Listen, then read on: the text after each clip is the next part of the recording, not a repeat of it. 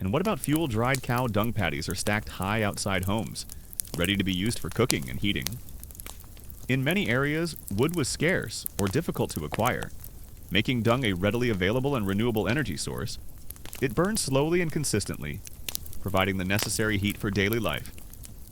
This wasn't just a convenience, it was a necessity for survival, especially in colder regions or during long rainy seasons.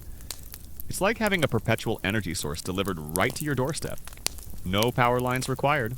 The cow's products milk, curd, ghee were not just food, they were sacred offerings. Ghee, especially, was considered a pure and purifying substance, essential for Vedic rituals. When poured into the sacrificial fire, it was believed to carry prayers to the gods, nourishing the divine realm and ensuring cosmic harmony. This sacred exchange, fueled by the cow's bounty, further solidified its role as a divine provider. It's like the cow was the original spiritual caterer. Now, a quick reality check for your modern sensibilities: you probably wouldn't survive 5 minutes in this era.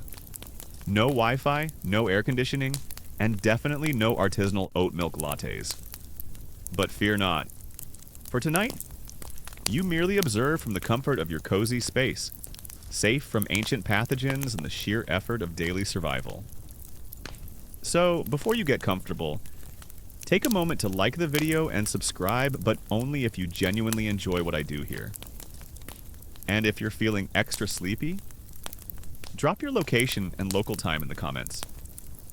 It's always fascinating to see where you're all drifting off from. Now, dim the lights, maybe turn on a fan for that soft background hum.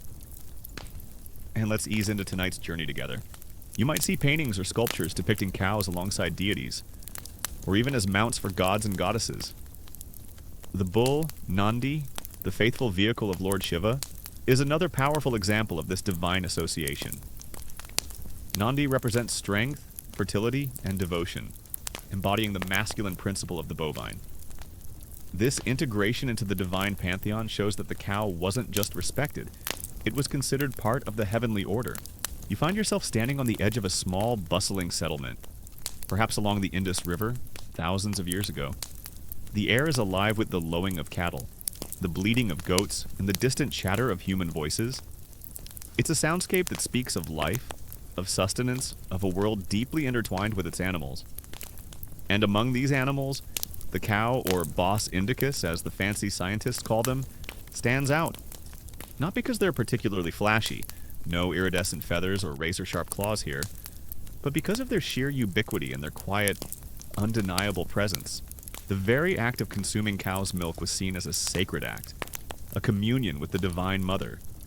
It was believed to impart not just physical nourishment, but also spiritual purity and strength. This belief fostered a deep sense of gratitude and reverence for the cow, making its protection a moral and spiritual imperative. You can almost feel the gentle energy of the milk as it nourishes you, a silent blessing from the divine. Think about it in a world without supermarkets, without refrigeration, without even a basic understanding of modern agriculture. What is truly valuable? It's not gold, not silver, not even a really good meme. It's life itself, and the resources that sustain it. And here, in this ancient landscape, the cow was a walking, breathing, mooing, multi-purpose survival kit. You see a woman milking a cow, her movements practiced and gentle. The milk, warm and frothy, streams into an earthen pot.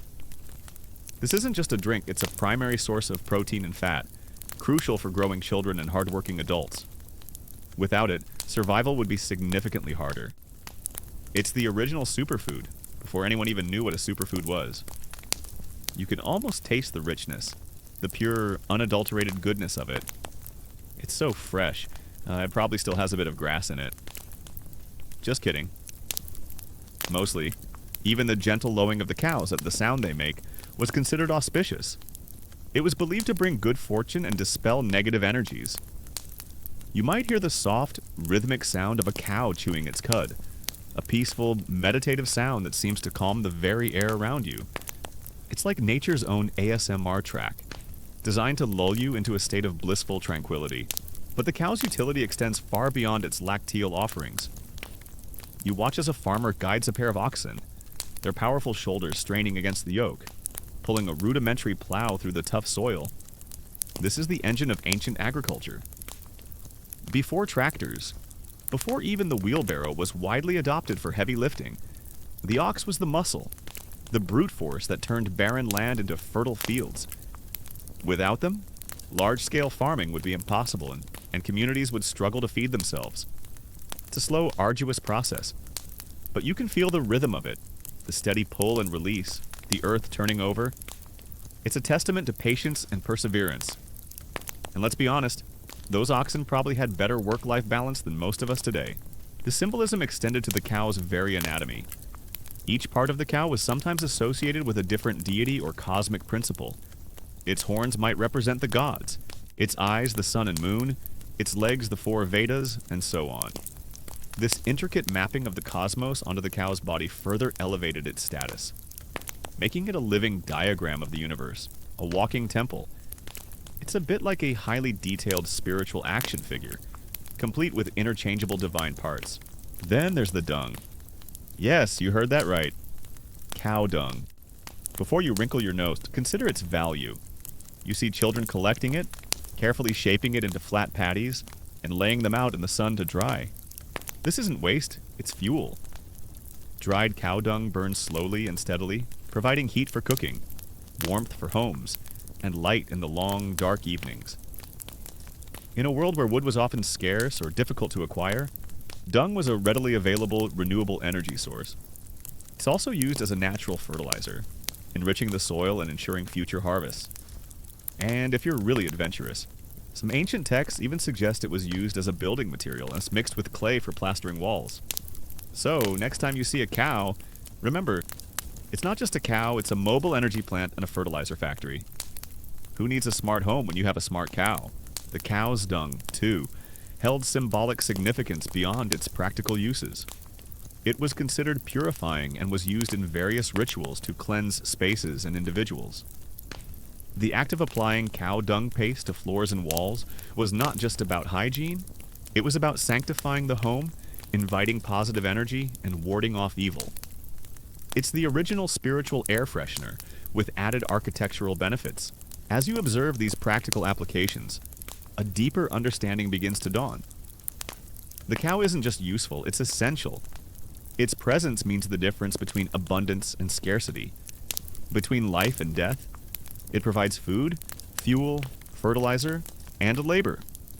It's the bedrock upon which these early agricultural societies are built. This foundational dependence, this absolute reliance on the cow for survival, is the first crucial step in its ascent to sacred status. It's a common historical fact that early civilizations often revered animals that were vital to their survival. But the depth and longevity of cow worship in India are truly unique. As the day draws to a close and the cows settle down for the night, you are left with a profound understanding of their multifaceted sacredness. The cow is not just an animal, it is a mother, a provider, a symbol of fertility and abundance, a living link to the divine. Its gentle presence, its selfless giving, and its vital role in sustaining life made it a natural recipient of profound reverence. This deep spiritual connection, woven into the very fabric of ancient Indian culture, ensured that the cow would forever be cherished as a divine mother, a source of endless earthly bounty.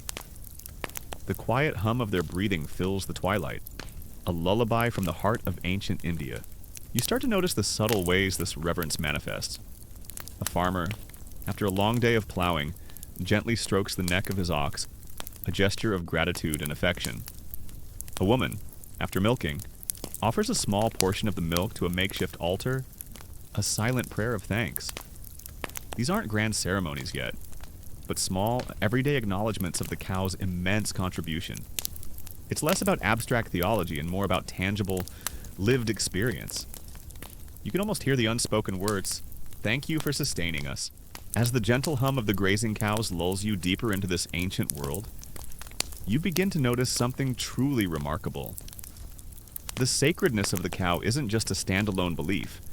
It's intricately woven into the very fabric of the divine pantheon. You are now stepping into a realm where gods and goddesses, cosmic forces and earthly beings, all share a profound, often surprising, connection with the sacred bovine. It's like discovering that all your favorite superheroes have a secret sidekick, and that sidekick is a cow. Now, let's talk about something a little more peculiar. A detail that might surprise you. While the cow's practical utility was undeniable, the early reverence for it wasn't always purely utilitarian. There's evidence, particularly from archaeological findings in the Indus Valley Civilization, which predates the Vedic period we'll delve into more deeply later, of seals depicting a horned deity, sometimes with bovine features, or figures interacting with what appear to be bulls or bull-like creatures. This suggests a symbolic association with power, virility, and perhaps even a primordial creative force, long before the cow became the gentle, nurturing mother figure we often associate with later Hindu traditions.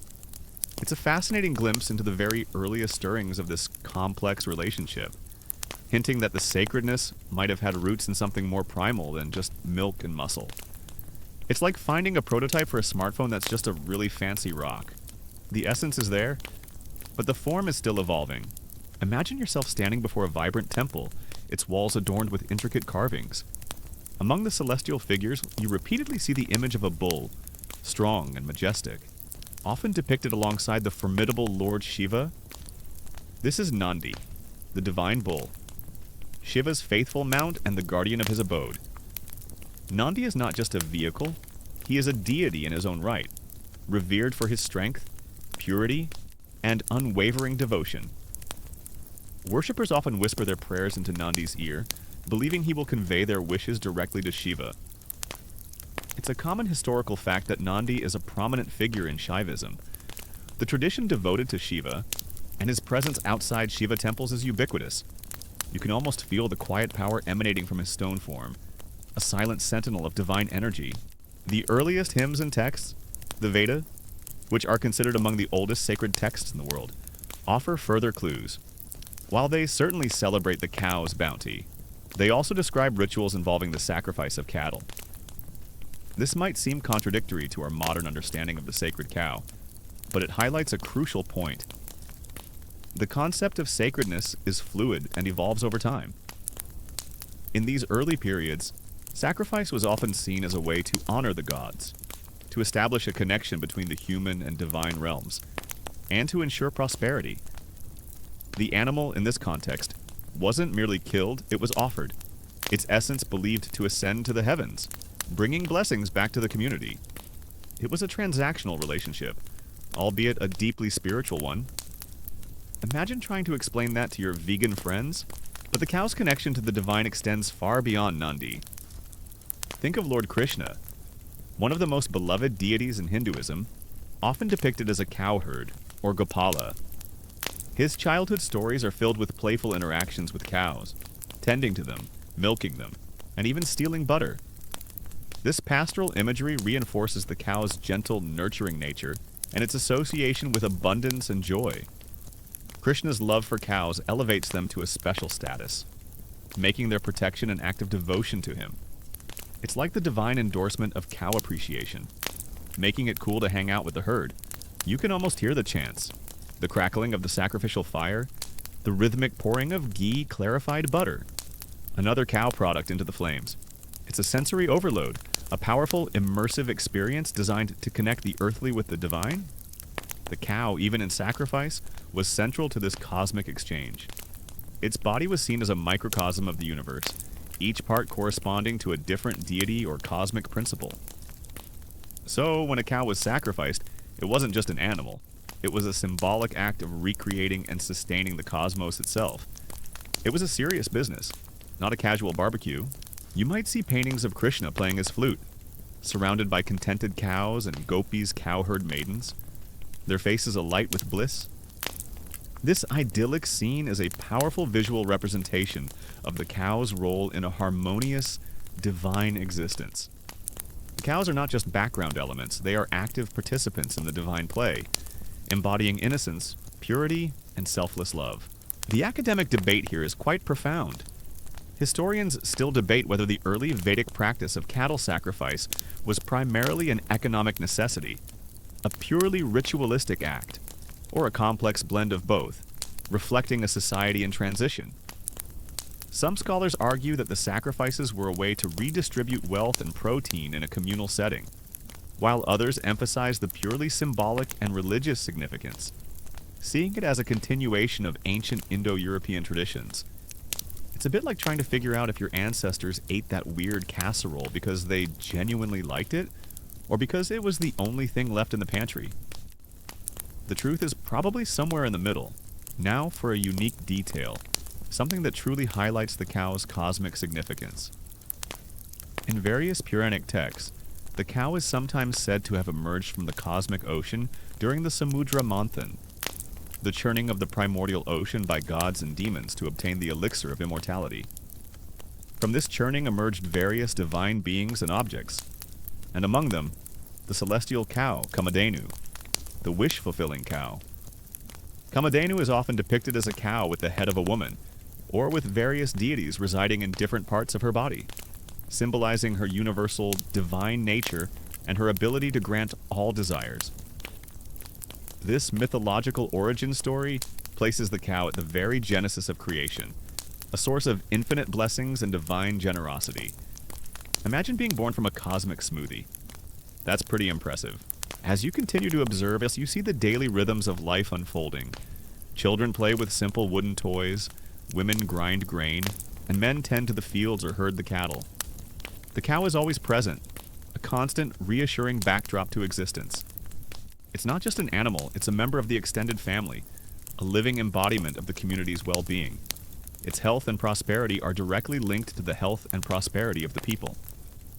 If the cows thrive, the people thrive. It's a simple equation, but one that held immense power in a precarious world. The academic debate here is quite profound. Historians still debate whether the association of specific deities with cows and bulls was a natural evolution stemming from their utility and existing reverence, or if it was a deliberate theological integration to elevate the status of the bovine and align it with emerging religious doctrines. It's a bit like trying to figure out if your favorite band wrote that hit song because they genuinely loved the melody or because they knew it would sell millions. The truth is likely a blend of inspiration and strategic alignment. You might notice a particular reverence for the bull as well. Strong, powerful, and virile, the bull represents strength, fertility, and protection. You see carvings, even rudimentary drawings, depicting bulls with exaggerated horns, their forms conveying raw power. This early association with strength and potency would later merge with the more nurturing aspects of the cow, creating a multifaceted symbol of divinity. It's like the cow is the gentle, wise elder, and the bull is the strong, silent protector, both equally vital. You'll also find the cow linked to the concept of dharma, or righteous conduct. Protecting cows became an act of dharma, a moral and spiritual duty. Kings were often praised for their protection of cows, and their kingdoms were believed to prosper as a result. This wasn't just about animal welfare, it was about maintaining cosmic order and ensuring the well-being of society. The cow, in this sense, became a barometer of a society's moral health. The very landscape seems to echo this reverence. The rivers, the mountains, the trees, all are imbued with a sacred quality. And within this sacred landscape, the cow finds its natural place. It grazes on the sacred grass, drinks from the sacred rivers, and its very being contributes to the sacred cycle of life. It's a holistic worldview where everything is interconnected, and the cow is a central node in that intricate web. You can almost feel the interconnectedness, the subtle hum of life flowing through everything. Consider the goddess Lakshmi, the deity of wealth, prosperity, and good fortune. Cows are often associated with Lakshmi, and their presence is believed to bring blessings and abundance to a home. The cow's milk, which brings nourishment and sustenance, is seen as a manifestation of Lakshmi's generosity. You might see images of Lakshmi with cows or homes decorated with cow motifs, all invoking the goddess's blessings. It's like the cow is Lakshmi's personal good luck charm, but a much larger and more productive one. This initial glimmer of sacredness, born out of necessity and evolving into something more profound, is the foundation. It's the seed from which all later forms of cow worship would sprout. From a purely utilitarian asset, the cow began its slow, majestic transformation into a revered deity, a living symbol of the divine. It wasn't a sudden decree or a grand revelation. It was a gradual, organic process, woven into the very fabric of daily life, shaped by the needs, beliefs, and experiences of a people deeply connected to their land and their animals. It's a story of survival, gratitude, and the slow, steady ascent of a humble creature to the highest echelons of spiritual significance. And as the sun finally dips below the horizon, casting the world in a soft, twilight glow, you feel a sense of peace, a quiet understanding of this ancient bond. Even the mighty Indra, the king of the gods and a prominent Vedic deity, has connections to the cow. In some hymns, he is praised for releasing the cows, symbolizing rain clouds or wealth from the clutches of demons, bringing prosperity to the land. This reinforces the cow's association with life-giving forces and divine intervention. It's like Indra is the ancient world's greatest cattle rustler. But for a good cause.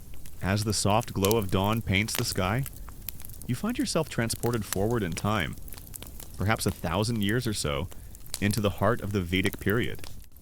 The Indus Valley civilization has faded, and new communities, often referred to as the Indo-Aryans, have settled across the fertile plains of northern India, bringing with them a rich oral tradition that would eventually become the Vedas. The air now carries the scent of clarified butter, or ghee, burning in ritual fires, a constant, comforting aroma that speaks of devotion and prosperity.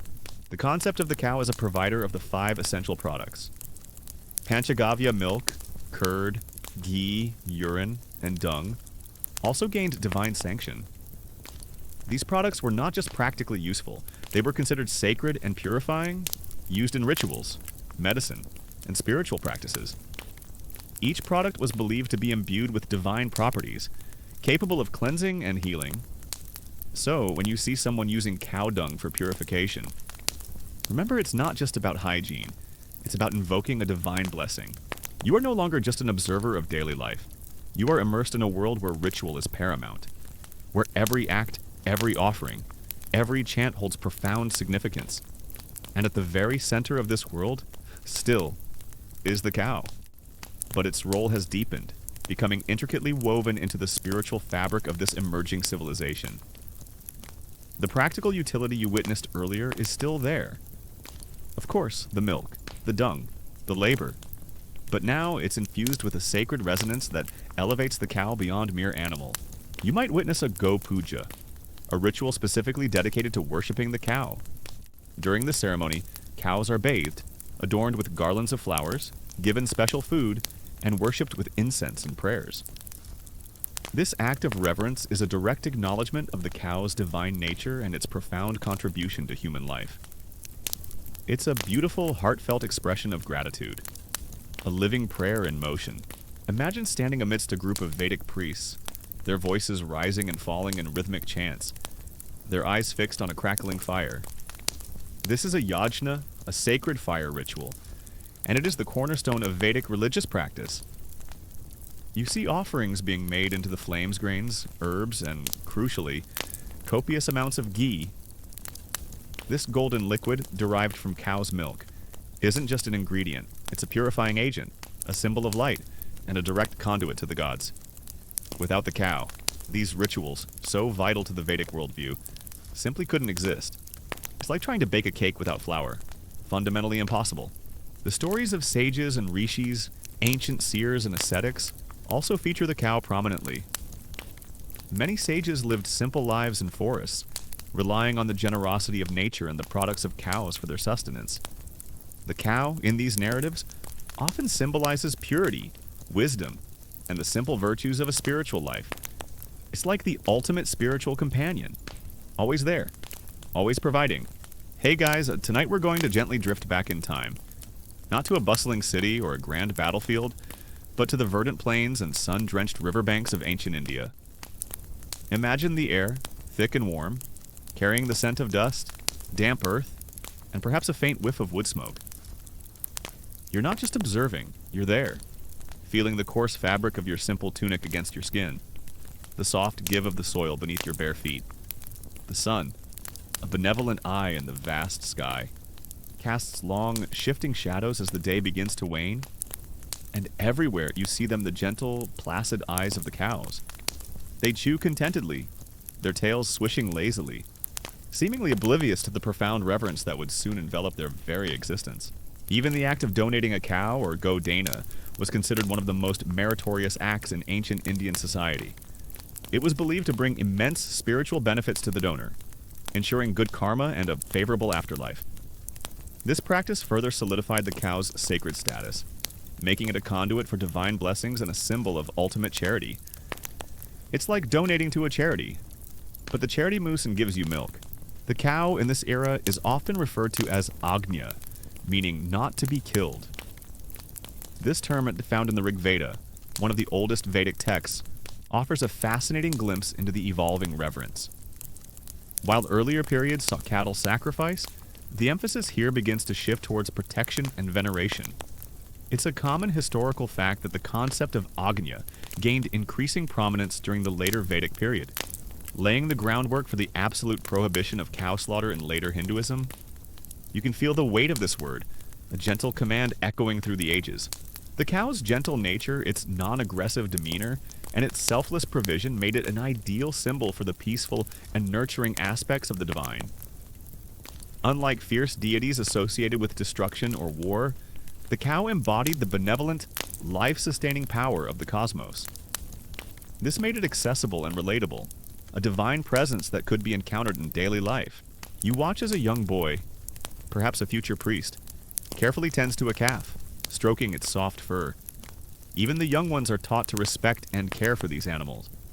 The cow is seen as a provider, a nurturer, and a source of boundless blessings.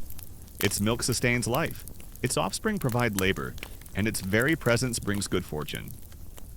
This isn't just a philosophical concept, it's a lived reality, ingrained in the daily habits and beliefs of the people. It's a bit like how we treat our smartphones today, utterly indispensable, though perhaps with less spiritual reverence. As the day transitions to dusk and the stars begin to twinkle in the vast sky, you reflect on the intricate tapestry of divinity and the sacred cow. From the fierce strength of Nandi to the playful innocence of Krishna's cows. From the cosmic origins of Kamadhenu to the everyday blessings of Lakshmi. The cow is deeply embedded in the spiritual landscape of ancient India. It's not just worshipped, it's an integral part of the divine narrative, a living bridge between the human and the celestial. The quiet lowing of the herd now sounds like a chorus of ancient prayers, echoing through the ages. The Vedic people were primarily pastoralists, meaning their lives revolved around their cattle.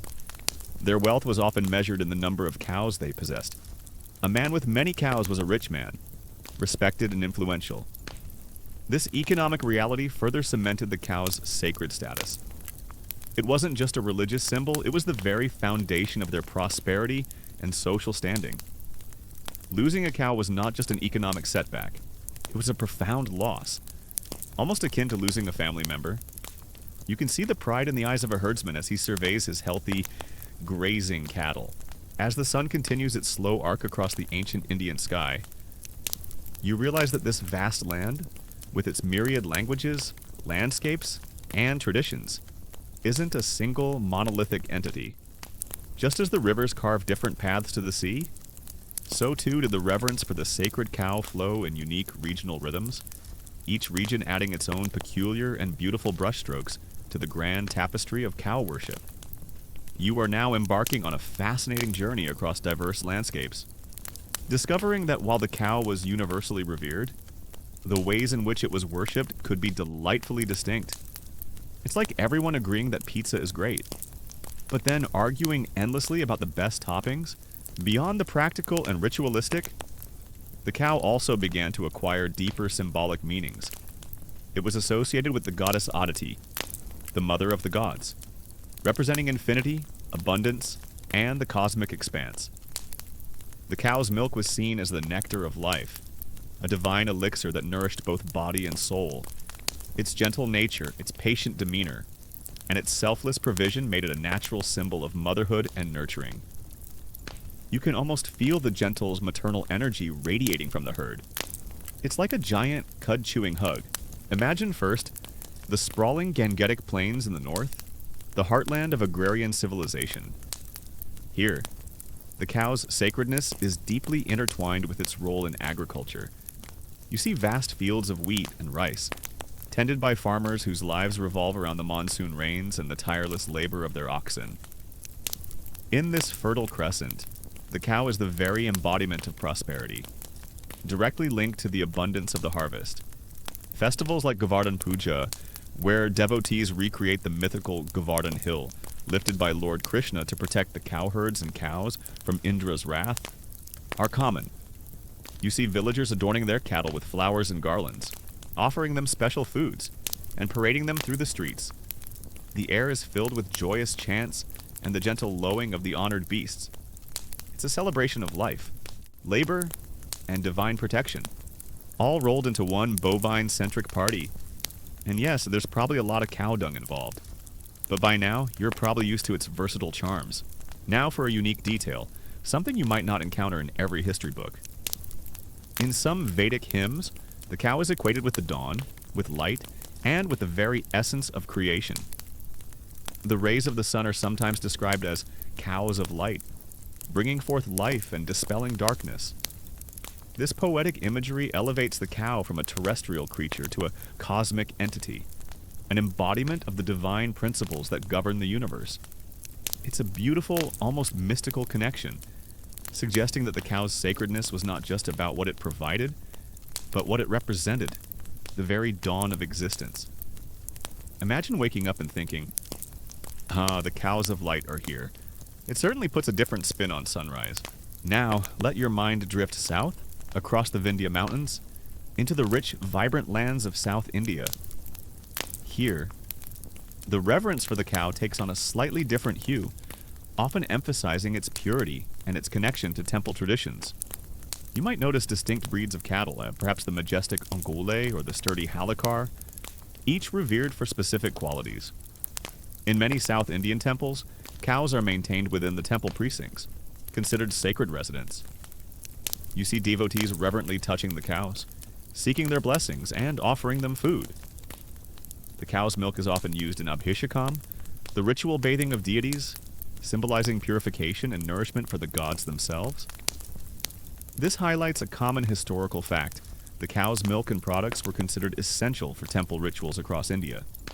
But the emphasis on specific breeds and their purity became particularly pronounced in the south. It's like the cow is not just a guest, but a VIP resident in the divine mansion. The rituals themselves were often elaborate and precise. You might observe a Gomeda or Ashwamedha horse sacrifice being performed, though the Gomeda was less common and its exact nature is still debated among scholars. These were grand affairs, often sponsored by kings or wealthy patrons, designed to secure prosperity, victory in battle, or the well-being of the entire community. The meticulousness of the rituals, the precise pronouncements of the mantras, and the careful selection of the animals all speak to the profound importance placed on these ceremonies. A unique detail you might observe in some parts of South India, particularly during festivals like Mada Pongal, part of the larger Pongal Harvest Festival, is the ceremonial bathing and decorating of cattle.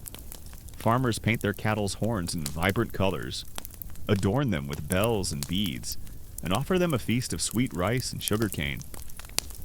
In some villages, there are even bull taming events, not for sport in the aggressive sense, but as a display of strength and respect for the powerful bulls, often seen as embodying virility and divine energy. It's a fascinating blend of reverence and a celebration of the animal's physical prowess, though, thankfully, without the red capes and dramatic flourishes of other cultures. It's more about showing off your prized bovine, like a proud parent at a school talent show. The academic debate here is particularly thorny. Historians still debate whether the Vedic practice of cattle sacrifice was a widespread, regular occurrence or a more infrequent, symbolic act, and how its interpretation evolved over time. Some scholars argue that the emphasis on Agnya in later Vedic texts indicates a growing aversion to violence, while others suggest that the sacrifices continued, albeit with changing symbolic meanings. It's a bit like trying to figure out if your great-grandparents actually ate that fruitcake every Christmas, or just politely re-gifted it. The truth is probably more nuanced than a simple yes or no. The academic debate here is quite nuanced.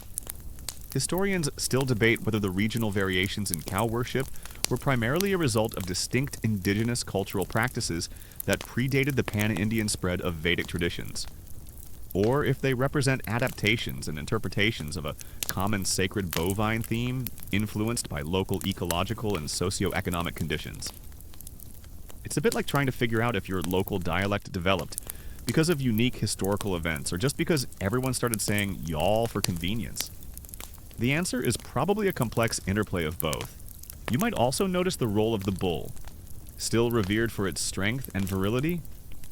The bull, Rishabha, is often associated with the god Shiva in later traditions, but even in the Vedic period, its power was acknowledged and honored. It represents the masculine principle of the force that plows the fields and ensures fertility. You see magnificent bulls, their humps prominent, their horns curving majestically, moving with an undeniable dignity. They are the kings of the pasture, embodying raw, untamed power. And probably a lot of stubbornness might, too. Let's journey west, to the arid landscapes of Rajasthan and Gujarat. Here, the cow's resilience in harsh conditions is particularly valued. You might encounter communities of pastoralists, whose lives are nomadic or semi-nomadic, moving with their herds in search of grazing lands. For them, the cow is not just a source of milk and labor, but a symbol of survival, a constant companion in a challenging environment. The Gochar grazing lands are fiercely protected, and any harm to cows is seen as a grave offense. You might see intricate folk art depicting cows and cow herds, reflecting the deep cultural connection. The very act of finding water for their herds becomes a sacred duty. It's a testament to the cow's adaptability, thriving where other animals might falter. These cows are basically the special forces of the bovine world.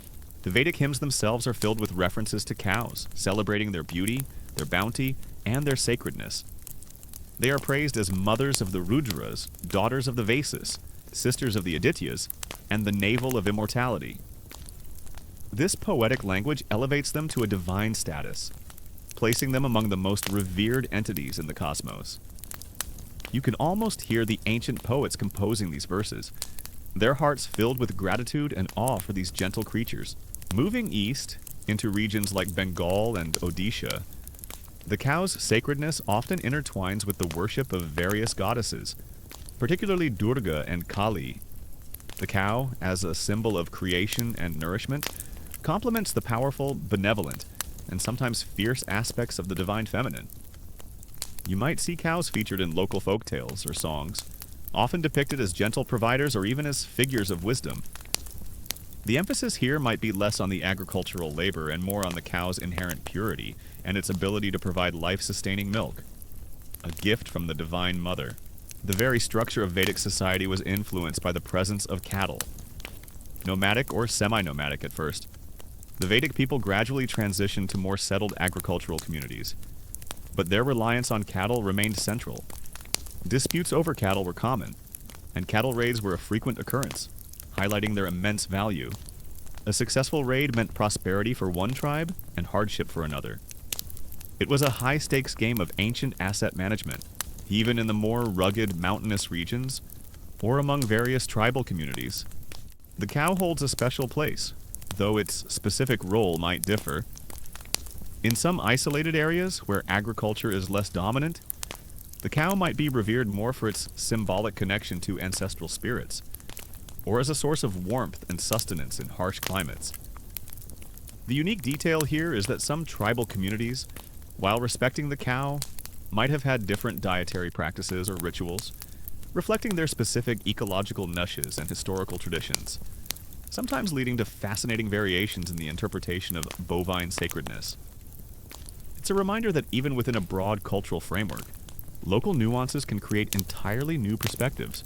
Even the names of individuals and places often incorporated terms related to cows, reflecting their pervasive influence.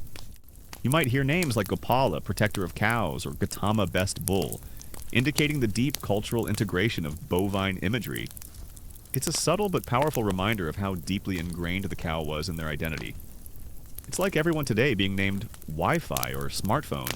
You might witness the festival of Gopashtami, celebrated across many regions, dedicated to the worship of cows and calves. On this day, cows are bathed, decorated, and offered special food. Devotees walk around the cows, circumambulating them as a mark of respect and seek their blessings. It's a day of pure, unadulterated cow appreciation, where every moo is a blessing and every swish of a tail is a dance move. As you continue to observe, you see the daily rituals surrounding the cow. Before milking, offerings might be made. After a cow gives birth, special prayers might be recited. Every stage of the cow's life cycle is imbued with sacred significance. It's a constant, living prayer, a continuous acknowledgement of the cow's divine essence. This isn't just about grand ceremonies.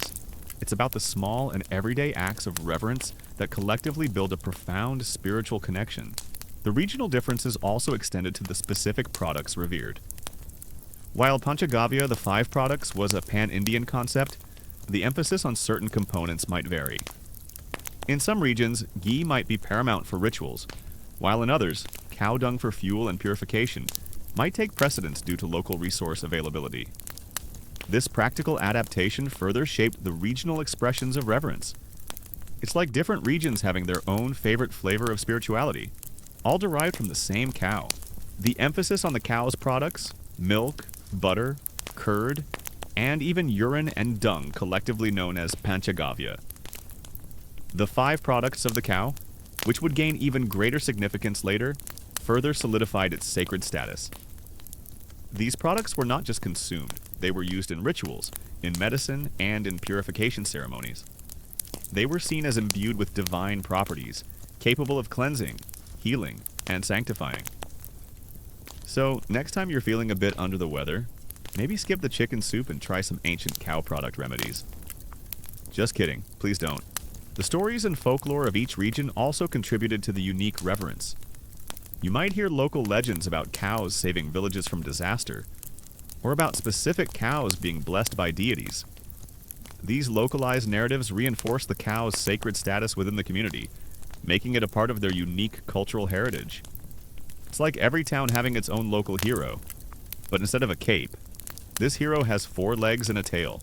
The Vedic period, therefore, represents a crucial stage in the evolution of cow worship.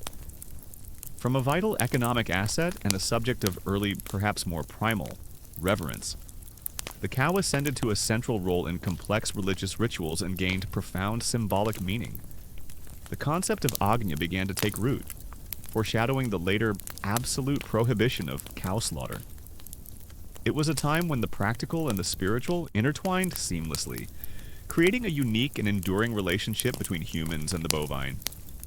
The echoes of these Vedic chants, the scent of burning ghee, and the gentle lowing of the cattle seem to linger in the air, guiding you deeper into this ancient mystery.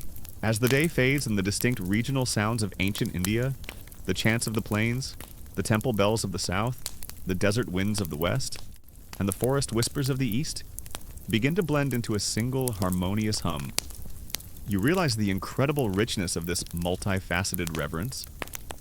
The sacred cow, while a unifying symbol, was also a canvas upon which each region painted its own unique expressions of devotion, utility, and cultural identity. It's a testament to the adaptability and depth of ancient Indian cultures, finding sacred meaning in the very rhythms of their diverse lands. As the Vedic chants begin to fade into the distant past, you feel a subtle shift in the air, a softening of the spiritual landscape.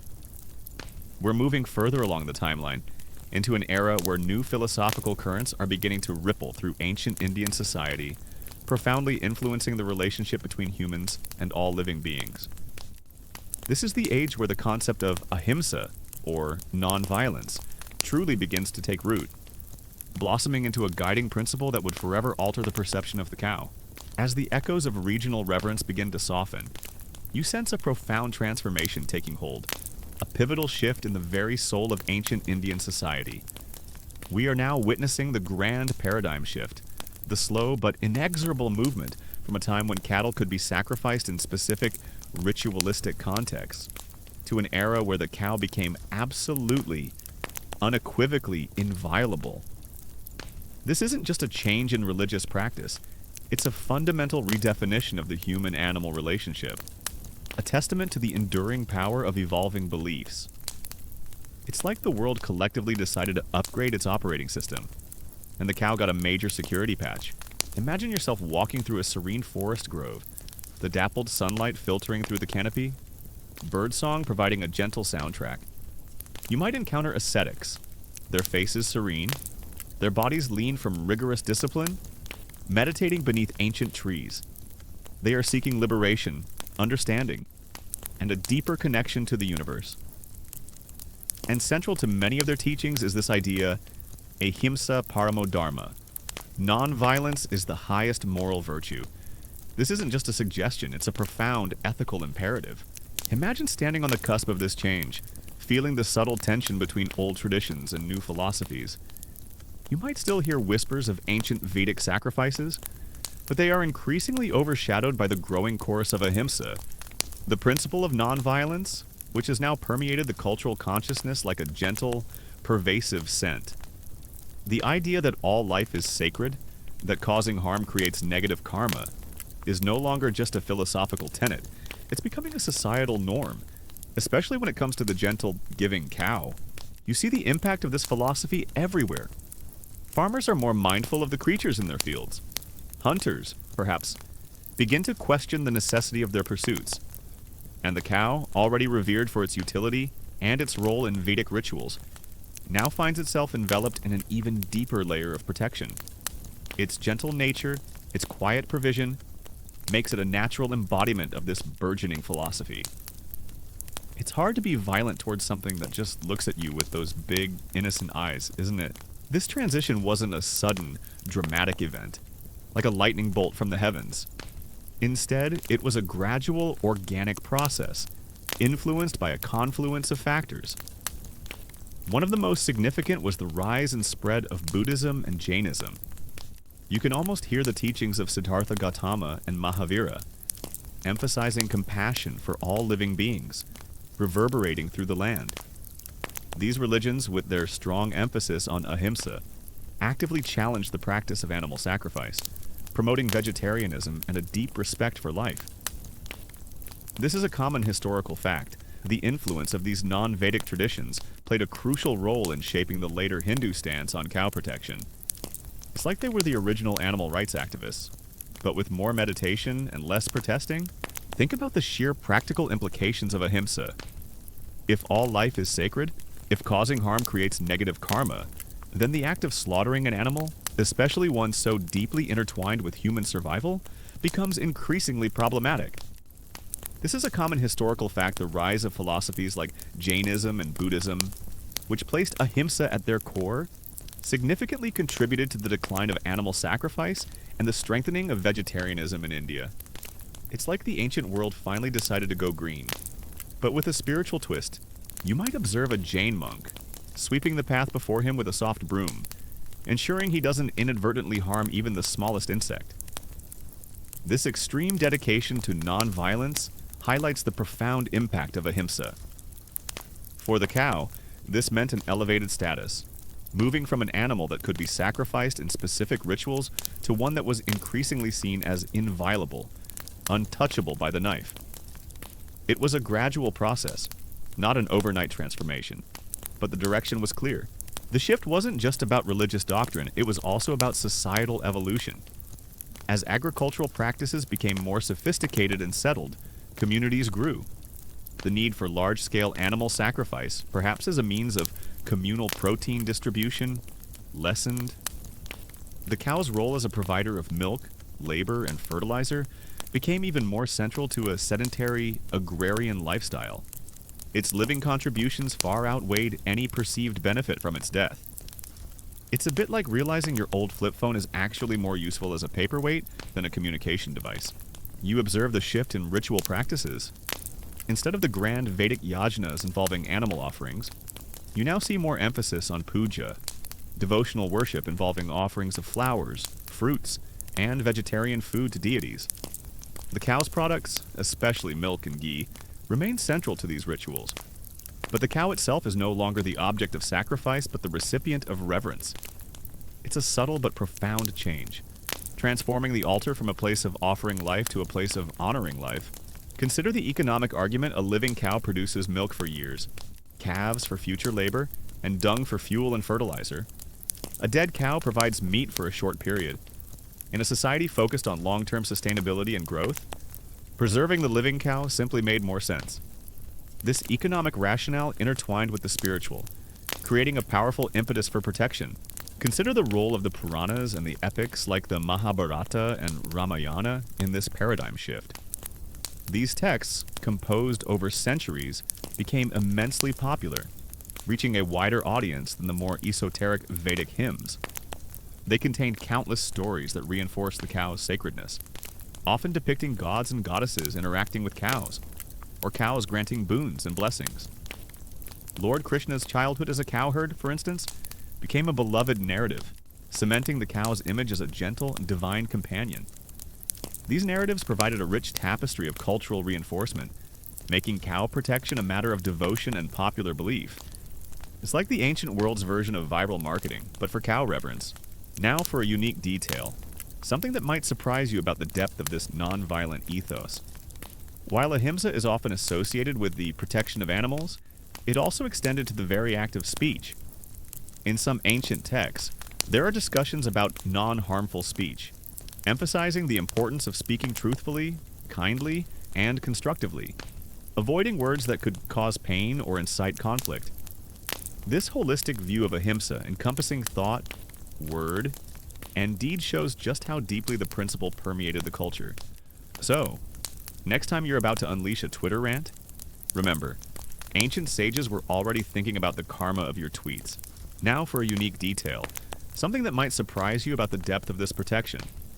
In some ancient legal codes and ethical treatises, the punishment for harming a cow became increasingly severe, sometimes even equating it with harming a human. This wasn't just a religious injunction, it was codified into law, reflecting the societal consensus on the cow's inviolable status. The cow was granted a unique legal protection, a testament to its elevated position in the social and moral order. Imagine a legal system where harming a cow carried the same weight as, say, grand larceny. That's some serious cow protection. You see the reverence for the cow manifesting in new ways.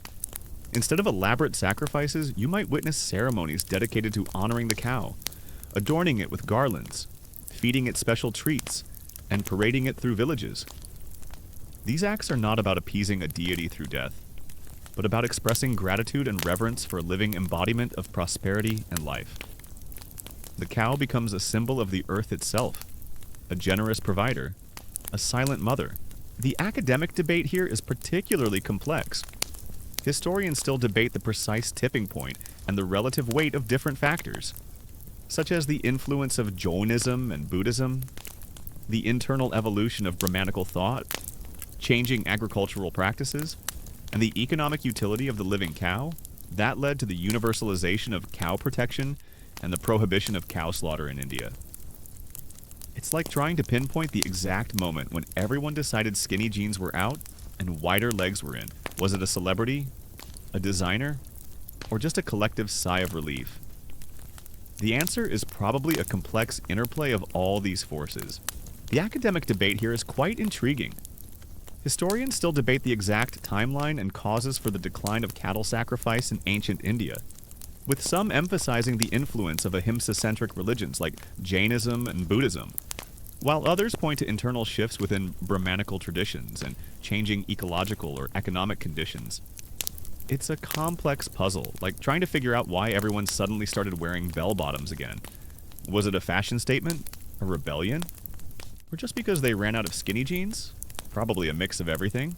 You see the emergence of cow shelters, or gaushalas, where old, infirm, or abandoned cows could live out their lives in peace, cared for by the community. This act of compassion, of providing sanctuary for cows no longer productive, speaks volumes about the depth of their sacredness. It wasn't just about protecting the useful, it was about protecting the vulnerable, extending the principle of ahimsa to its logical conclusion. It's like the ancient world's retirement home for cows, complete with all the hay they could ever wish for. The concept of karma also plays a significant role here. The idea that every action, good or bad, has consequences that will eventually return to the doer, provided a powerful incentive for practicing ahimsa. Causing harm to a sacred animal like the cow would undoubtedly accrue negative karma, impacting one's future lives. This spiritual deterrent further cemented the cow's protected status. It's like a cosmic credit score, and you definitely don't want a bad rating for cow-related activities. The concept of vegetarianism also gained significant momentum during this period, especially among the priestly classes Brahmins and those aspiring to spiritual purity. While not universally adopted by all sections of society, the ideal of a vegetarian diet, free from the violence of meat consumption, became increasingly associated with spiritual advancement and righteous living. This further reduced the demand for meat and reinforced the protection of animals, especially cows. It's like the ancient world's healthy eating trend, but with a side of spiritual enlightenment. You might also notice the burgeoning importance of the concept of dharma, righteous conduct or duty.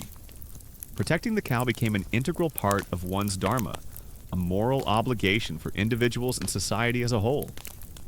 Kings were advised to protect cows, and those who harmed them faced severe social and religious consequences. This wasn't just about personal piety, it was about maintaining cosmic order and societal harmony. The very landscape of daily life changed. You see people going out of their way to avoid harming cows, gently guiding them off roads or offering them food. The cow became a constant, gentle presence in villages and towns, moving freely, unafraid of human interaction. This trust, this peaceful coexistence, is a powerful symbol of the paradigm shift. It's a world where the cow is not just tolerated, but cherished. The gentle nature of the cow itself seems to reinforce the message of ahimsa. Unlike predators or animals that might pose a threat, the cow is inherently peaceful, a creature that gives without demanding. Its very existence is a lesson in selfless giving. You can almost feel the calming presence of a herd, their slow, deliberate movements, their contented chewing. It's a natural tranquilizer. Really, even the language evolved to reflect this change. Terms that once might have implied sacrifice faded, replaced by words emphasizing protection, nurture, and divinity. The cow was consistently referred to as Gomata Mother Cow, a term that evoked deep emotional resonance and reinforced its inviolable status. The very words people used solidified the new reality. Remember the Panchagavya we mentioned earlier, the 5 products of the cow? In this era, their significance grew even further. Milk, curd, ghee, urine, and dung were not just useful, they were considered sacred, possessing purifying and healing properties. Cow urine, for instance, was believed to have medicinal value and was used in purification rituals. Cow dung, beyond fuel and fertilizer, was seen as a powerful antiseptic and was used to purify spaces. It's like the cow was not just a provider, but a walking, breathing pharmacy and cleaning crew. Just don't try to substitute it for your regular disinfectant. The enduring legacy of this paradigm shift is evident everywhere. The cow, once a participant in the cycle of sacrifice, now stands as a living monument to the principle of nonviolence, a symbol of selfless giving, and a beloved member of the extended human family. Its sanctuary is not just a physical space, it is a spiritual concept, a testament to a civilization that chose compassion over consumption, reverence over ritualistic killing. The stories and myths that began to circulate also reinforced the cow's sacredness. You might hear tales of gods and sages taking the form of cows, or of cows granting wishes and bestowing blessings. These narratives, passed down through generations, embedded the cow's divinity deep into the collective consciousness. They were not just animals, they were living manifestations of the divine, worthy of worship and protection. As the sun sets, casting a golden glow over the tranquil fields where cows graze peacefully, you feel the profound weight of this historical transformation. The quiet lowing of the cattle now carries the echoes of millennia of evolving thought, of a society that consciously chose to elevate a humble creature to the highest echelons of sacredness. It's a story of profound ethical growth, a testament to the power of ideas to reshape an entire civilization's relationship with the living world. The cow, in its quiet dignity, stands as a silent witness to this extraordinary journey. The concept of the cow as a surrogate mother, or Gomata Mother Cow, also gained prominence. Just as a mother nourishes her child with milk, the cow nourishes humanity with its milk and its other products. This maternal symbolism created an emotional bond, making the act of harming a cow akin to harming one's own mother. It's a powerful, deeply resonant metaphor that transcends mere utility. You can almost feel that nurturing energy, a silent, comforting presence, as the profound paradigm shift towards absolute cow protection settles into the very bedrock of ancient Indian thought. You now begin to see how this reverence wasn't just a religious or economic ideal, but a living, breathing thread, woven inextricably into the social fabric and daily lives of communities. You are no longer just observing grand shifts. You are immersed in the intimate, everyday rhythms of a society where the cow is not merely an animal, but a cherished member of the extended family, a silent partner in every aspect of existence. It's like discovering that your favorite blanket isn't just cozy, but also holds the secret to world peace. As the centuries pass, you see the influence of ahimsa radiating outwards, shaping not just religious practice, but daily life. Vegetarianism, while not universal, becomes increasingly common, especially among the priestly classes and those seeking spiritual advancement. The protection of cows becomes a hallmark of righteous living. It's a testament to the enduring power of an idea, a philosophical principle that reshaped an entire civilization's relationship with the natural world. Imagine waking up in a small, bustling village, the first rays of dawn painting the thatched roofs in hues of gold. The first sounds you hear aren't human voices, but the gentle lowing of cattle stirring in their pens, the soft jingle of bells around their necks. This isn't just background noise, it's the heartbeat of the community. You see children, barely old enough to walk, already learning to approach the cows with respect, offering them a handful of fresh grass. The cow is the first teacher of compassion, the first lesson in selfless giving. The gentle lowing of the cows, once just a sound of the farm, now carries the weight of millennia of reverence, of a profound commitment to non-violence. You see the respect in the eyes of the people as they pass a grazing herd, a silent acknowledgement of the sacred life before them. It's a beautiful, quiet revolution, driven by compassion and a deep understanding of interconnectedness. And as the sun sets, casting long, peaceful shadows over the land, you feel the gentle embrace of ahimsa, a soothing balm for the soul. The cow's sacredness deeply intersected with the very structure of society, particularly the Varna system, the ancient social stratification, the priestly class, the Brahmins, who were custodians of religious knowledge and ritual, increasingly adopted vegetarianism as a mark of their purity and adherence to ahimsa. This dietary choice, driven by spiritual ideals, further reinforced the cow's inviolable status. If the most revered members of society abstained from meat, especially beef, it set a powerful example for others. It was like the ancient world's celebrity endorsement for plant-based living, but with more chanting and less Instagram. As the gentle philosophy of ahimsa settles over the land like a soft morning mist, you begin to see the cow not just as a spiritual symbol, but as the very engine of ancient Indian civilization. Forget gold. Forget precious jewels. In this world, the true measure of wealth, the beating heart of the economy, is the cow. You are now stepping into a bustling marketplace, not one filled with exotic spices and silks, but one where the quiet hum of bovine activity underpins every transaction, every livelihood. Other social groups also had specific roles tied to the cow. The Vaishyas, the merchant and farming class, were often the primary custodians of cattle, their wealth and livelihood directly dependent on the health of their herds. You might see skilled cowherds Gopalakas, a distinct and respected occupational group, whose expertise in managing and caring for cattle was invaluable. Their knowledge of pastures, animal health, and breeding was passed down through generations, making them vital to the community's prosperity. It's a common historical fact that the cow's economic utility was a foundational element for many social groups. Intertwining their identity with the bovine, imagine the sheer scale of it. You see herds of cattle, their coats gleaming in the sunlight, being driven to and from pastures.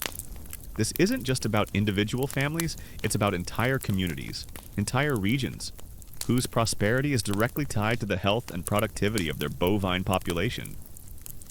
The cow is the ultimate multi-purpose asset, a living, breathing investment that yields continuous returns. It's like having a universal basic income, but in every household, the cow was treated with a unique blend of practicality and reverence. You observe a woman carefully cleaning the cow's stall, not as a chore, but as an act of devotion. The cow's presence in the courtyard was considered auspicious, bringing good fortune and blessings.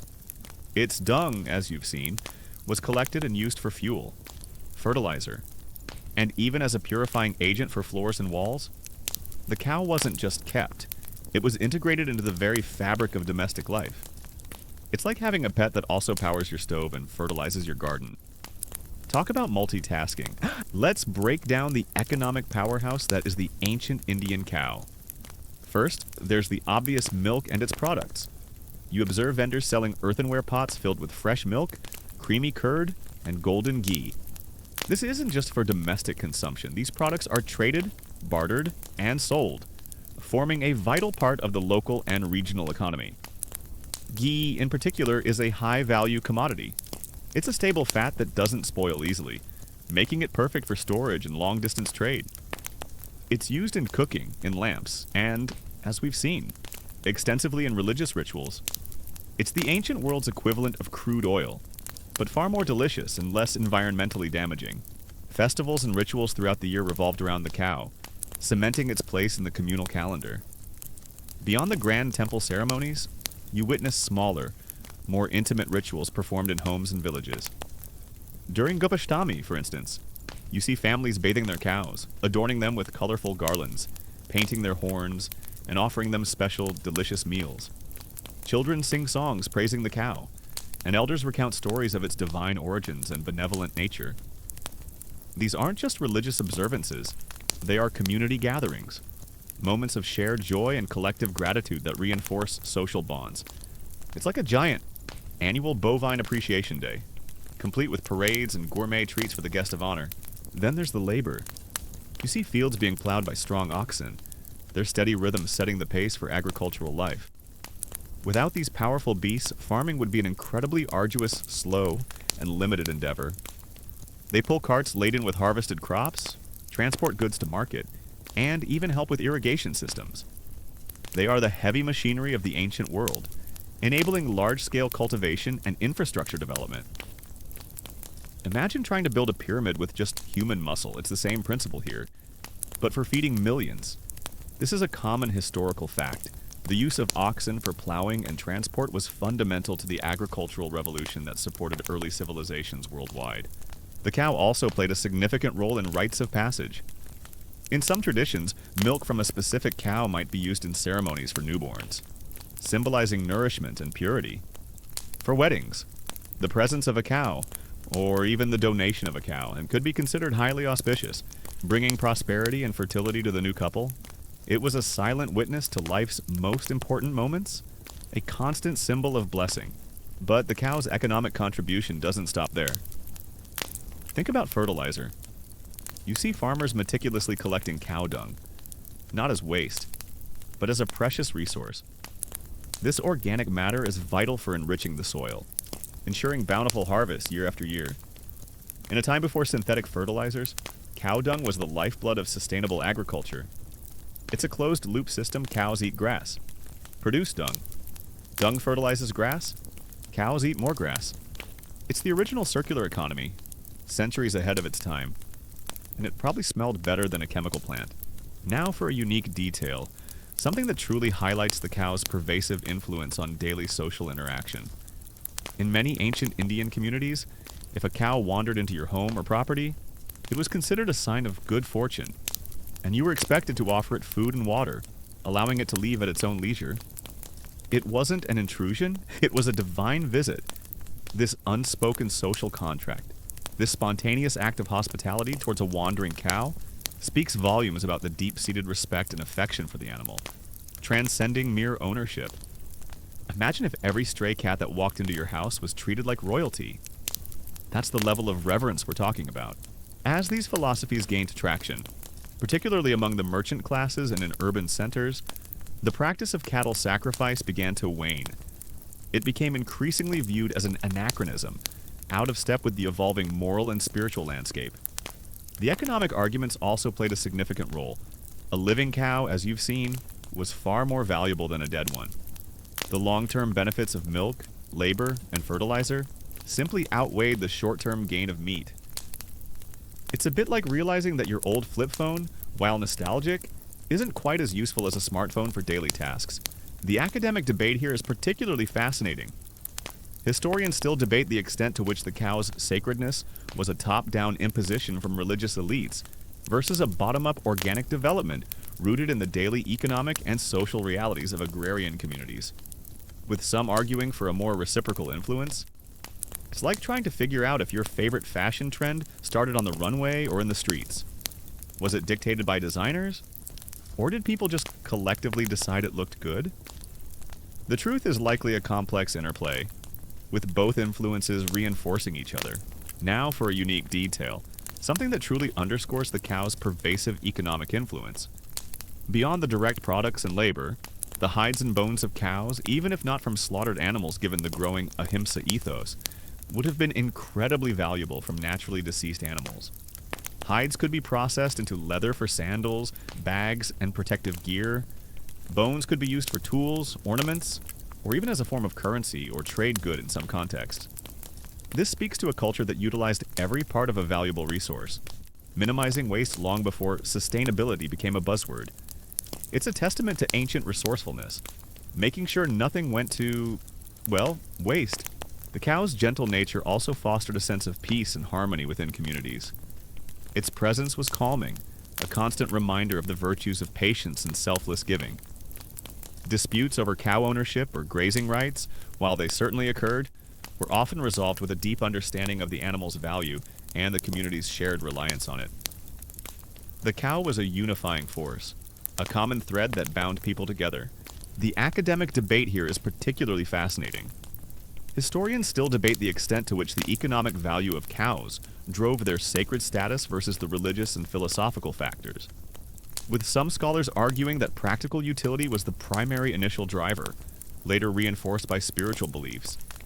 It's a classic chicken or egg scenario. Did they become sacred because they were so useful? Or were they useful because they were already seen as blessed? The truth, as always, is likely a complex interplay of both. Even the language and folklore of the time were saturated with bovine imagery. Proverbs and idioms often referenced cows, their characteristics, and their products, weaving them into the very fabric of everyday communication.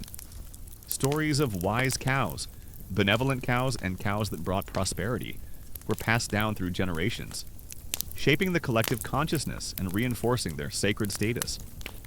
It's like every other saying involved a cow, making it impossible to talk about life without mentioning a moo. You might also notice the role of cattle in barter and trade. Before the widespread use of coinage, cows themselves often served as a form of currency.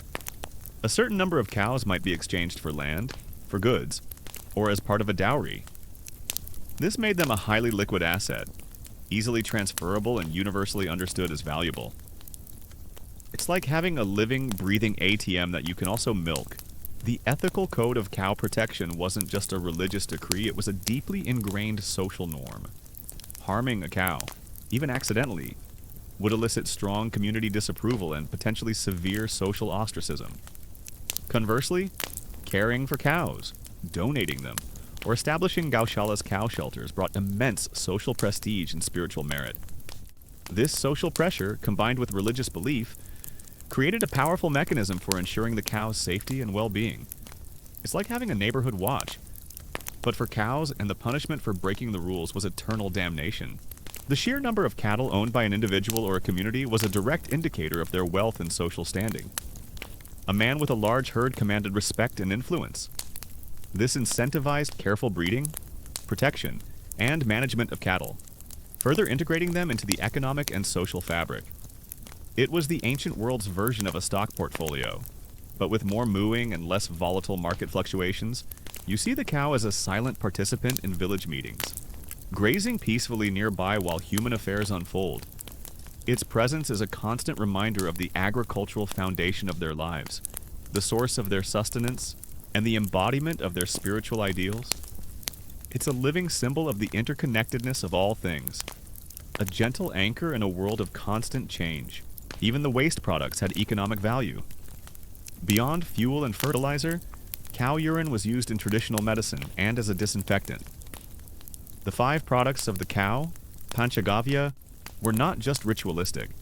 They had practical applications that contributed to the well-being and productivity of the community. This holistic approach to resource utilization meant that every part of the cow, living or deceased naturally, held intrinsic value. As the day draws to a close, and the village settles into the quiet hum of evening, you feel the profound intimacy of this relationship. The cow isn't just an object of worship. It's a living, breathing part of the family, the community, the very soul of ancient Indian society. Its sacred thread is woven into every aspect of life, from the grandest rituals to the simplest daily interactions. The quiet lowing of the cows as they settle for the night is a lullaby, a testament to a civilization that found profound meaning and connection in the gentle presence of the divine bovine. Consider the ripple effect of the cow's economic importance. A healthy herd meant more milk, which meant more ghee. More ghee meant more offerings for rituals, which in turn were believed to bring more blessings and prosperity. More oxen meant more land could be cultivated, leading to larger harvests, which could feed more people and support a growing population. It was a virtuous cycle with the cow at its very heart. As the ancient village fades into the soft twilight, and the whispers of past eras begin to merge with the present, you realize that the story of the sacred cow isn't confined to dusty old texts or archaeological digs. We are now tracing the timeless echoes of this ancient reverence. Seeing how the cow's sacred status, born of necessity and nurtured by philosophy, persists into the modern world, a living legacy that continues to shape beliefs and practices. It's like a really old, really comfortable sweater that just never goes out of style. You see blacksmiths crafting plows and yokes for oxen, potters making vessels for milk and curd, and weavers creating cloth that might be traded for cow products. Every artisan, every trader, every farmer is, in some way, connected to the bovine economy. The cow isn't just a part of the economy, it is the economy, a fundamental pillar supporting the entire edifice of ancient Indian society. It's the silent, steady pulse of commerce. Imagine yourself back in contemporary India, but with a heightened awareness, a new lens through which to view the familiar. You see a bustling city street, vibrant with color and sound. Amidst the honking cars and hurried pedestrians, a cow might calmly walk down the middle of the road, utterly unperturbed, and no one dares to disturb it. Traffic parts around it, drivers patiently wait, and street vendors might even offer it a morsel of food. This isn't just a quirk, it's a profound manifestation of millennia of reverence, a silent agreement woven into the very fabric of modern life. This is a common historical fact despite rapid modernization. The cow continues to hold a revered and protected status in India, often seen freely roaming urban and rural landscapes. You can almost feel the collective deference, a quiet acknowledgement of its sacred presence. Even in times of drought or famine, the cow provided a crucial buffer. While crops might fail, a resilient cow could still provide milk, offering a lifeline to communities on the brink. Its ability to convert sparse vegetation into nutrient-rich products made it an invaluable asset in a world vulnerable to the whims of nature. It was the ultimate emergency food supply, always ready to lend a helping hoof. The concept of Gomata, the mother cow, remains a powerful and deeply emotional symbol. You might see families in urban apartments keeping a small statue of a cow, or visiting Gaushala's cow shelters to offer food and prayers. For many, the cow is still seen as a living manifestation of the divine, a source of nourishment, prosperity, and spiritual blessings. Its milk is still considered pure and auspicious, used in homes and temples alike. It's like the ultimate comfort food, but also a direct line to the divine.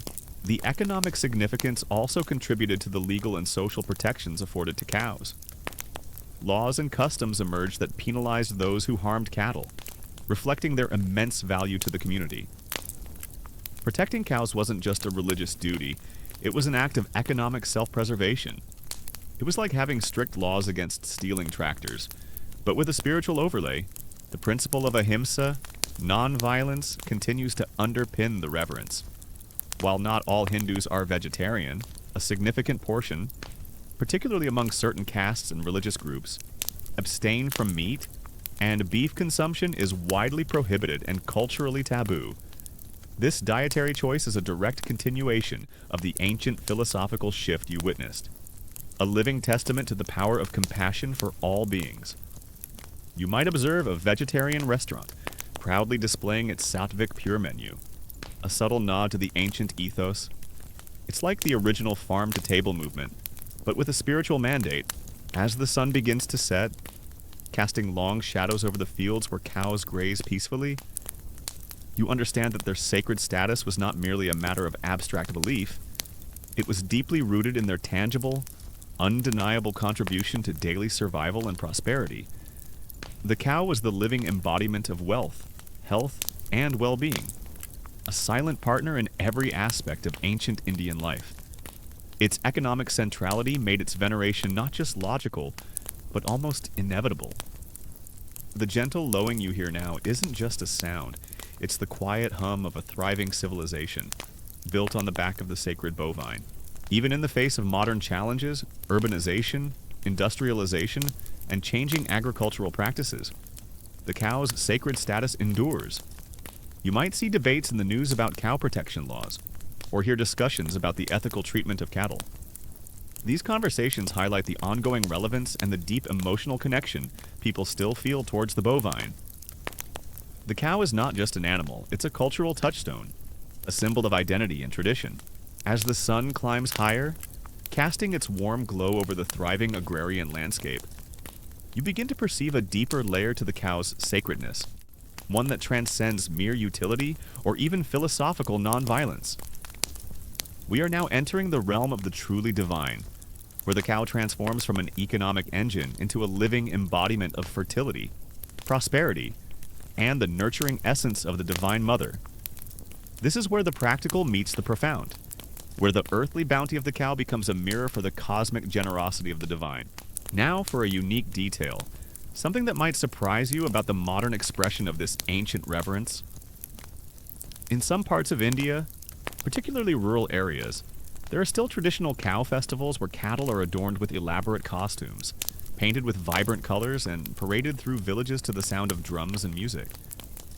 These aren't just quaint customs, they are lively, joyous celebrations that reinforce community bonds and express gratitude for the cow's enduring contributions.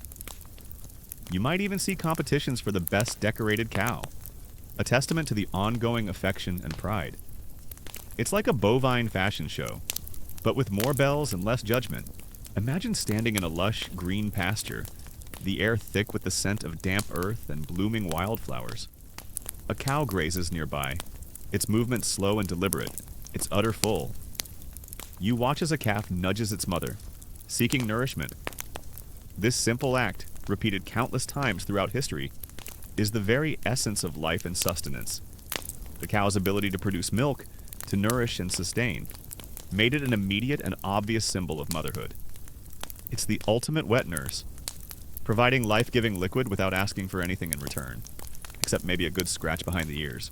The academic debate here is particularly contemporary and complex.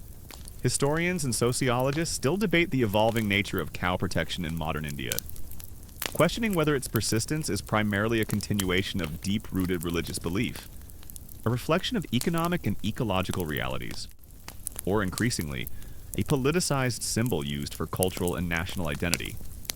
It's like trying to figure out if people are still using landlines because they prefer them, or because they're part of a political statement. The truth, as always, is likely a tangled web of all these factors, constantly shifting and adapting.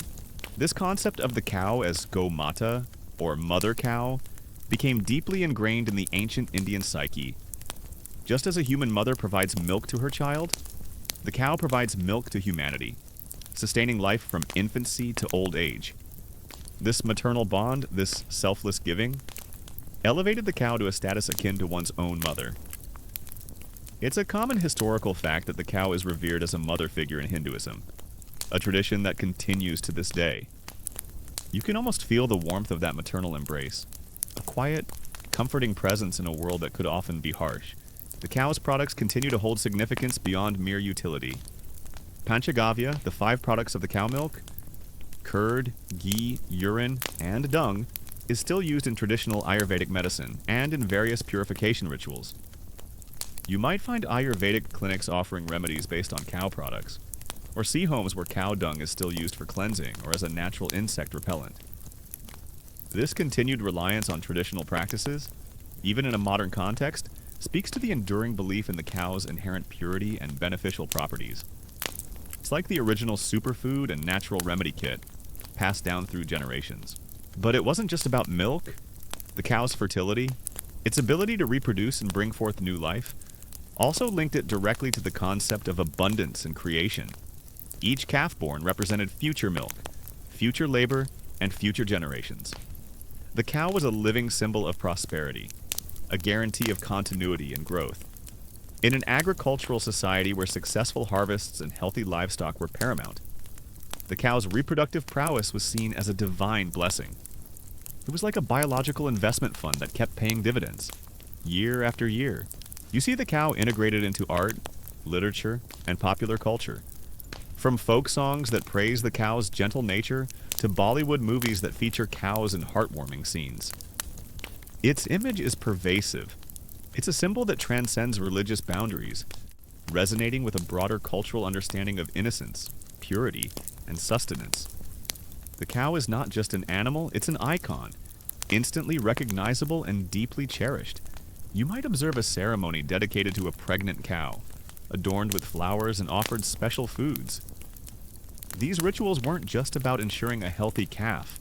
They were about honoring the divine creative force embodied within the cow, praying for the continued prosperity and fertility of the entire community.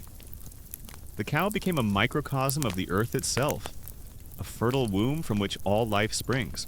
Even in the diaspora, among Indian communities living abroad, the reverence for the cow often persists.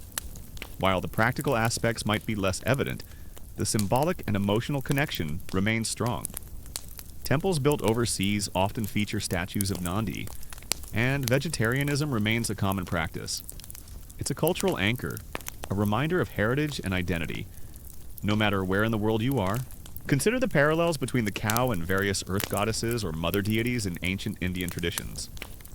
The earth, Prithvi, is often depicted as a cow, providing sustenance and bearing all living beings. Just as the earth nourishes us with its bounty, the cow nourishes us with its milk and products. This symbolic connection deepened the reverence, making the cow a tangible link to the cosmic mother principle. It's like the cow is Mother Earth's personal representative, walking among us. The challenges of modernity, such as increased traffic, waste management, and the demands of industrial agriculture, have certainly impacted the lives of cows. Yet, despite these pressures, the fundamental respect and protection afforded to them remain remarkably resilient. You might see efforts by various organizations to establish modern, well-equipped goshalas, or campaigns to raise awareness about the ethical treatment of cattle. These initiatives demonstrate a continued commitment to the ancient ethos in a contemporary context. It's like trying to keep a beloved antique car running on modern roads. It takes effort, but the love for it makes it worthwhile. Now for a unique detail, something that might make you ponder the depth of this symbolism. In some ancient texts and folk traditions, there are stories of celestial cows, like the wishful-fulfilling cow Kamadhenu, who could grant any desire and provide endless bounty. Kamadhenu is often depicted as a cow with the head of a woman, or with various deities residing in different parts of her body, symbolizing her universal, divine nature. This mythological archetype further cemented the idea of the cow as a source of infinite blessings and divine generosity, transcending the limitations of a physical animal. Imagine having a cow that could conjure up a pizza whenever you wanted. That's true divinity right there. As the final whispers of this journey settle around you, you realize that the story of why ancient Indian cultures worshipped cows in such strange ways is not just a historical curiosity. It's a living narrative, a testament to the enduring power of belief, the profound interconnectedness of life, and the remarkable adaptability of human culture. From a vital economic asset to a sacred mother, from a participant in ancient rituals to a symbol of modern identity, the cow has journeyed through millennia, carrying with it the hopes, dreams, and deepest reverence of a civilization. Its gentle lowing, echoing through time, is a lullaby that continues to whisper tales of sustenance, compassion, and enduring sacredness. The academic debate here is quite intriguing. Historians still debate whether the concept of the cow as go mate a mother cow evolved primarily from its practical utility and the observed maternal qualities, or if it was a pre-existing mythological archetype that was later reinforced by the cow's economic and life-sustaining role. It's a bit like trying to figure out if we love our pets because they're cute and cuddly, or if we project our need for companionship onto them. The answer is probably a beautiful blend of both.